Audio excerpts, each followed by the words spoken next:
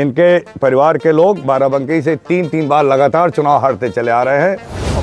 तो ये इन लोगों की भूल है। अगर ये लोग जात का उस पर चलना चाहे तो बहुत बड़ी भूल है। ये जातवाद प्रथा समाप्त हो चुकी है। अगर ये लोग जात को तोड़ के आपस में भाई को लड़ा के और जात को तोड़ के अगर ये लोग चुनाव जीतने की सोच है तो इनकी बहुत बड़ी भूल है, बहुत जल्दी सामने आ जाएगा। और मैं इनसे पूछना चाहता हूँ, क्या आपके यहाँ के लोगों का विश्वास नहीं प्राप्त था जो आप इतनी दूर चुनाव लड़ने आए? बेरोजगारी की समस्या क्यों पैदा हुई? क्योंकि 10 साल तक कांग्रेस ने लाखों 3 लाख करोड़ रुपए का घोटाला करके चली गई। आज इसलिए बेरोजगारी की समस्या हमारे ऊपर थोप रहे हैं। इसके बाद भी यहाँ पे हम लोग टेक्निकल यूनिवर्सिटी की बात करेंगे, जिससे हमारे लड़के टेक्निकल एजुकेशन पाके अपनी रोजी रोटी कमाते हैं। हम लोग विकास के मुद्दों पर चुनाव लड़ रहे हैं, हम लोग राष्ट्रवाद के मुद्दे पर चुनाव लड़ रहे हैं, हम लोग राम राज स्थापित किया है उसके मुद्दे पे चुनाव लड़ रहे हैं। आज देश में अमन शांति का माहौल है, आज देश में विकास का माहौल है, आज पूरे दुनिया में पूरे विश्व में भारत का अलग से नाम रोशन हो रहा है। हमारे हर नागरिक के लिए गर्व की बात है और इन्हीं मुद्दों पे हम लोग चुनाव लड़ रहे हैं। कितने आश्वस्त हैं आप जीत के लिए? कितने आश्वस्त हैं? देखिए, चुनाव है, चुनाव में हम लोग इसको लड़ाई मान के हम लोग पूरी मेहनत के साथ लड़ रहे हैं और इसमें हम लोग चुनाव जीतेंगे, भारतीय जनता पार्टी की सरकार बनेगी, इसमें कोई दो राय नहीं। सीधी लड़ाई आप किससे मानते हैं? यहाँ कोई लड़ाई नहीं है, यहाँ जनता बस रुकी है कि मौका मिला वोट डाल दे। आप कह रहे हैं यहाँ कोई लड़ाई ही नहीं है, लेकिन जो आपके इंडिया गठबंधन से जो प्रत्याशी यहाँ उतारा गया, समाजवादी पार्टी से श्रेया वर्मा नाम है, बेनी प्रसाद की वो पोती हैं और वो कह रही हैं कि हमने बहुत सपोर्ट मिल रहा है। उनका कहना है कि हमने वर्मा, दलित, मुसलमान पिछड़ों इनका अच्छा समर्थन मिल रहा है। देखिए, आदरणीय मोदी जी के कार्यकाल में यहाँ पे जो पहले जातगत प्रथा चलती थी वो ख़त्म हो गई है। लोगों ने देख लिया, हर पार्टी को सरकार बनाने का मौका जनता ने दिया है और हर पार्टी का कार्यकाल देख लिया है। जिस तरह से आदरणीय मोदी जी ने आदरणीय योगी जी ने और भारतीय जनता पार्टी ने जिस तरह से हमारे देश और प्रदेश के लिए विकास के लिए कार्य किए हैं, तो सबको पता आज तक जो कार्य नहीं हुआ तो हो रहा है। तो ये इन लोगों की भूल है। अगर ये लोग जात का उस पर चलना चाहे तो बहुत बड़ी भूल है। ये जातवाद प्रथा समाप्त हो चुकी है। अगर ये लोग जात को तोड़ के आपस में भाई को लड़ा के और जात को तोड़ के अगर ये लोग चुनाव जीतने की सोच है तो इनकी बहुत बड़ी भूल है, बहुत जल्दी सामने आ जाएगा। इनके परिवार के लोग बाराबंकी से 3 बार लगातार चुनाव हारते चले आ रहे हैं। और मैं इनसे पूछना चाहता हूँ, क्या आपके यहाँ के लोगों का विश्वास नहीं प्राप्त था जो आप इतनी दूर चुनाव लड़ने आए? तीसरी बार आप जो है सांसद बनने जा रहे हैं। महंगाई है, बेरोजगारी है और आप कह रहे हैं कि जनता तैयार बैठी है भाजपा को जिताने के लिए, तो क्या महंगाई बेरोजगारी ऐसा कोई मुद्दा ही नहीं?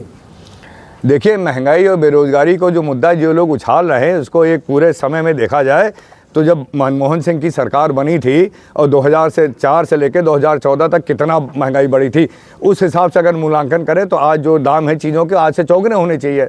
हम लोगों ने तो महंगाई को कंट्रोल किया जिस तरह बढ़ रहा था। आज हमारी सबसे तेज़ी से बढ़ती अर्थव्यवस्था है, हमारा जीडीपी सबसे आगे है। और जहाँ तक बेरोजगारी की समस्या है, जो बेरोजगारी ये लोग बता रहे हैं, बेरोजगारी की समस्या क्यों पैदा हुई? क्योंकि 10 साल तक कांग्रेस ने लाखों 3 लाख करोड़ रुपए का घोटाला करके चली गई। आज इसलिए बेरोजगारी की समस्या हमारे ऊपर थोप रहे हैं। 4 बार बसपा और सपा की सरकार रही है, इन्होंने क्या किया? इन्होंने भी प्रदेश को लूटने का काम किया है। कोई विकास कार्य नहीं हुआ, कोई इंफ्रास्ट्रक्चर का काम नहीं हुआ। आज आपके यहाँ मेडिकल कॉलेज बन रहा है, इसमें हमारे गरीब परिवार के लड़के लोग पढ़ के, लड़के लड़कियाँ पढ़ के डॉक्टर बनेंगे और तब इन लोगों की बेरोजगारी की समस्या दूर होगी। आज अयोध्या का इतना तेज़ी से विस्तार हो रहा है, वहाँ पे तमाम रोज़मर्रा की चीज़ों की ज़रूरत होगी। और यहाँ पे मैं इंडस्ट्रियल पार्क की बात करने जा रहा हूँ आदरणीय प्रधानमंत्री जी से, आदरणीय मुख्यमंत्री जी से, कि हमारे गोंडा में इंडस्ट्रियल पार्क बनाया जाए अयोध्या के करीब, जिसमें हमारे यहाँ के व्यवसायी, हमारे यहाँ के लड़के कुछ ना कुछ अपना उत्पादन करके, जो हमारी महिला समूह हैं उनके उत्पादन की जो बात हो रही है वो वहाँ पे बिके। और यहाँ पे जो हमारे लोकल स्तर पे ज़िले में रोजगार की बात है, हमारे यहाँ के जो नौजवान और लोग हैं उनको भी रोजगार मिलने का एक साधन प्राप्त होगा। 2019 में किए हुए वादे को कहाँ तक आपने जनता के बीच डिलीवर कर चुके हैं, किए हैं? देखिए, 2019 के बाद जो आज के आपके विकास कार्य हुए हैं, यहाँ पे देखिए मुख्य समस्या क्या थी गोंडा में, और गोंडा में नहीं पूरे उत्तर प्रदेश में सपा बसपा चलते हुए कहीं कोई सड़क नहीं थी, कहीं कोई बिजली नहीं आता था, कोई गांव का विद्युतीकरण नहीं हुआ था। 2014 और 2019 से हम लोग लगातार आज देख लिए करीब हर गाँव सड़क से कनेक्टेड है। आज यहाँ करीब 10 छोटे पावर स्टेशन और 2 बड़े 132 केवीए के आपके यहाँ बिजली में और घारी घाट में हम लोगों ने बनवाया है। इस तरह विकास हो रहा। आपके यहाँ 3 फ्लाईओवर बन रहे हैं। आपका अयोध्या से लेके पूरा बाईपास होते हुए गोंडा को बाईपास करते हुए बहराइच और लखनऊ रोड के लिए योजना पास हो चुकी है, पैसा अलॉट हो चुका है, वो आपका पूरा एक रिंग रोड बनने वाली है। ये विकास हो रहा है। आज आश्रम पद्धति विद्यालय बन रहा है, जहाँ गरीब छात्र लोग रह के वहाँ पे उनको पूरी सुविधा है और शिक्षण ग्रहण कर रहे हैं। आज आपके यहाँ 10-10 ट्रेनें रुक रही हैं।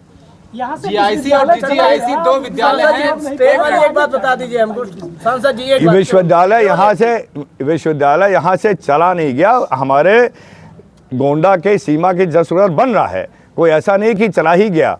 जैसे यहाँ पे हमारे परिवार है, वहाँ पे भी है। यहाँ पे क्योंकि ऑलरेडी यहाँ पे आपके फैज़ाबाद में विश्वविद्यालय है, इसलिए माननीय मुख्यमंत्री जी ने वो जो हमारा सीमावर्ती क्षेत्र है, वो भी पिछाड़ क्षेत्र है, उनका सोच के दिया है। इसके बाद भी यहाँ पे हम लोग टेक्निकल यूनिवर्सिटी की बात करेंगे, जिससे हमारे लड़के टेक्निकल एजुकेशन पाके अपनी रोजी रोटी कमा सकें। सवाल ये है कि आपने सड़कों की बात कही, बड़ी अच्छी बात है, सड़क बन गई। दो विद्यालय जीआईसी और जीजीआईसी, क्या आपको पता है कि वहाँ शिक्षक की कमी है? देखिए, जो शिक्षक की कमी उसके भी बहुत जल्दी, आप जानते हैं नहीं उसको आप हमें बता सकते हैं, लेकिन अगर ऐसी कमी है तो उसको पूरा करेगी सरकार, इसमें कोई दो राय नहीं है। सांसद जी, ट्रेन में जनरल डिब्बे खत्म हो रहे हैं, एसी के डिब्बे बढ़ रहे हैं, क्या कारण है? गरीबों को जो माना जा रहा है कि सबका देखिए हाँ, गरीबों के साथ क्या हो रहा है? नहीं, गरीबों के साथ गरीबी तो खत्म हो रही है। आज आप देख रहे हैं, आप अयोध्या, रुके रहिए। आज आप जानते हैं कि हमारे पूरे देश में कितने नए एयरपोर्ट बने हैं। उस एयरपोर्ट खाली चल रहे हैं क्या? हमारे हवाई जहाज खाली, उसमें कौन चल रहा है?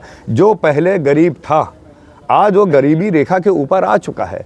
आज उसकी अपेक्षा दूसरी है और उस हिसाब से यहाँ पे काम हो रहा है। आप जाके अयोध्या एयरपोर्ट देख लीजिए, आप कहीं भी, आप दिल्ली लखनऊ एयरपोर्ट देख लिए। जो आम जनता जिसके पास सेकंड क्लास में चलने के लिए पैसा नहीं था, आज उसके पास हवाई सेवा का पैसा है। गरीब आदमी हो सर हवाई जहाज से चलेगा। तरीके से बेरोजगारी का हवाला दिया है। मैं ये नहीं कह रहा हूँ सब अमीर हो गए, मैं ये कह रहा हूँ कि जो गरीबी रेखा थी उसको बहुत हद तक पीछे हम लोगों ने किया है और गरीबी से बहुत सारे सैकड़ों करोड़ों लोगों को हम लोगों ने, हमारी सरकार ने ऊपर किया है। 2 चरण का चुनाव हो चुका है, 5वें चरण में यहाँ मतदान होना है। ऐसे में एक हम कह रहे हैं, एक एक करके पूछोगे तो हम जवाब दे 2 पाएंगे। चरण का चुनाव हो चुका है, 5वें चरण में यहाँ मतदान होना है, लेकिन दोनों चरण में जो वोटिंग का परसेंटेज था वो काफी कम देखा जा रहा है। क्या कारण है कि वोटिंग परसेंटेज बढ़ नहीं रहा है? युवा रुचि नहीं ले रहे हैं या लोग घर से निकलकर उत्साहित नहीं है मतदान को लेकर? हाँ, ये एक समस्या है जो सबको सोचना चाहिए कि हम लोगों का पहला कर्तव्य है, एक लोकतंत्र के मंदिर में हम लोग रहते हैं और लोकतंत्र में सबसे पहला कर्तव्य कि हम लोग अपना वोट डालें। और मैं सबसे अपील करता हूं, खास करके युवाओं से, कि आगे आने वाला ज़माना उनका है, उनको एक सही संदेश देना है समाज में। आगे इस देश में क्या होगा वो जैसा हमारे युवा चाहेंगे वैसा होना है। और मेरी सारी युवाओं से अपील है कि आप लोग हर जहाँ भी जिस चरण में चुनाव है, आप लोग ज़्यादा से ज़्यादा संख्या में निकलकर वोट डालने का कष्ट करें।